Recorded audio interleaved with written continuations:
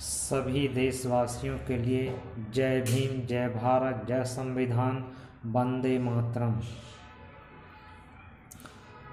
महापुरुषों ने संसार के लिए समय समय पर समझाने का प्रयास किया और महापुरुषों की विचारधारा सारे संसार के लिए होती है, ना कि किसी जाति धर्म विशेष के लिए।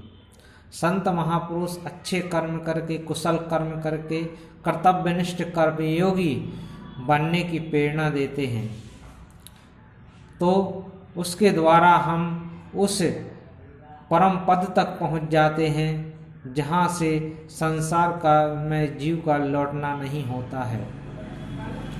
तो गीता में भी श्री कृष्ण महाराज कहते हैं कि ना तद्भासते सूर्य न शशांको न पावका यद गत्वा न निर्वन्ते तद्धाम परमम। हे अर्जुन, मेरा एक ऐसा परम धाम है जहाँ पर जाकर के जीव इस संसार में लौटकर नहीं आता है। तो श्री कृष्ण महाराज अर्जुन के लिए समझाते हैं कि हे अर्जुन, ऐसा परम धाम है, लेकिन ज्ञान के द्वारा, सदगुरु के ज्ञान के द्वारा वहाँ तक पहुँचा जा सकता है। उसी को कबीर साहब भी कहते हैं, संतो सोनिज देश हमारा, जहाँ जाए फिर हंस न आवे, भव सागर की धारा, उदय न अस्त दिवस नहीं रजनी, बिन ज्योति उजियारा। संतो सोनिज देश हमारा, जहाँ जाए फिर हंस न आवे, भव सागर की धारा।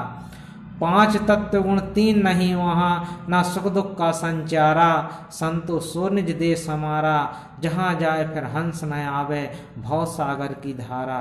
तो कबीरदास जी भी कहते हैं कि एक ऐसा परम पद है जहाँ पर जाकर के जीव संसार में लौट कर के नहीं आता है। तो हमें महापुरुषों की इस बात को समझने का प्रयास करना चाहिए कि वास्तव में महापुरुष क्या समझाने के लिए आते हैं।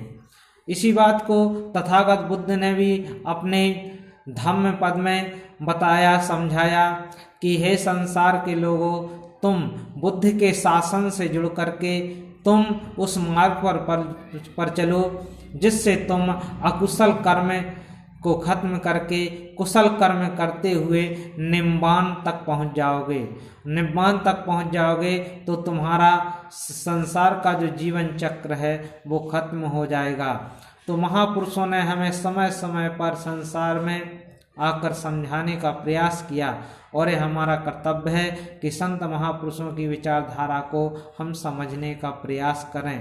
तो हमें कुशल कर्म करके, हमें ज्ञान के मार्ग पर चल करके, बुद्ध के शासन से जुड़ करके हमें उस अविनाशी परम तत्व को जान करके उसका अभ्यास करना चाहिए और अपने जीवन को सफल बनाने का प्रयास करना चाहिए। तो महापुरुषों की विचारधारा किसी जाति धर्म विशेष के लिए नहीं होती, किसी जाति संप्रदाय के लिए नहीं होती है, सारे संसार के लिए होती है। तो महापुरुष किसी जाति धर्म विशेष के लिए नहीं होते, किसी संप्रदाय के लिए नहीं होते, वो सारे संसार के लिए होते हैं। तो सातवीं भक्ति इसलिए कहा गया, सातवीं भक्ति सब जग मुझ में देखा, मुझसे अधिक संत कर लेखा। तो हम इस बात को समझें और महापुरुषों की विचारधारा को जानकर समझकर अपने जीवन का कल्याण करें। इन्हीं शब्दों के साथ वाणी को विराम। जय भीम, जय भारत, जय संविधान, वंदे मातरम।